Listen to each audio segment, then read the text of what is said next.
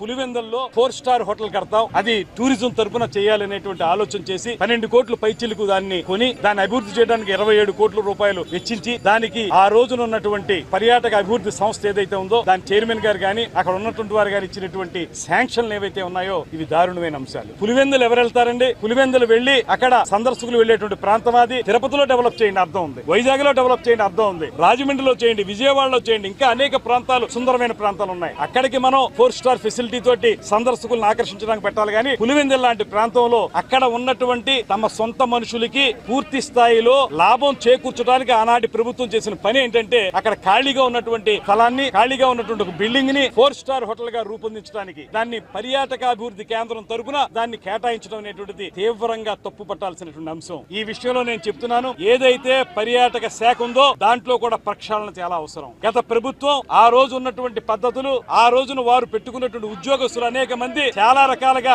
ప్రభుత్వంలో ఉన్నటువంటి పెద్దలకు ఉపయోగపడే విధంగా వాళ్ళు లబ్ధి పొందే విధంగా అనేక అసందర్భపు ప్రాజెక్టులన్నీ కూడా చేపట్టారు. అందులో భాగమే పులివెందుల ప్రాజెక్ట్. మేము ఒకటే మనం చేస్తున్నాం, ముఖ్యమంత్రి గారికి, ఉప ముఖ్యమంత్రి గారికి, మొత్తం మనం పర్యాటక శాఖని ప్రక్షాళన చేయాల్సిన అవసరం ఉంది. అనేక మంది దొంగలు ఉన్నారు అందులో, వాళ్ళందరూ గత ప్రభుత్వం తాలూకు మైండ్ సెట్ తోనే నడుస్తున్నారు. వాళ్ళందరినీ ప్రక్షాళన చేసి సరికొత్త టీము తోటి ఆంధ్రప్రదేశ్ రాష్ట్ర పర్యాటక అభివృద్ధి జరగాలనే విషయంలో మేము కృతనిశ్చయంతో ఉన్నాం అన్నటువంటి మాట తెలియజేస్తున్నాను.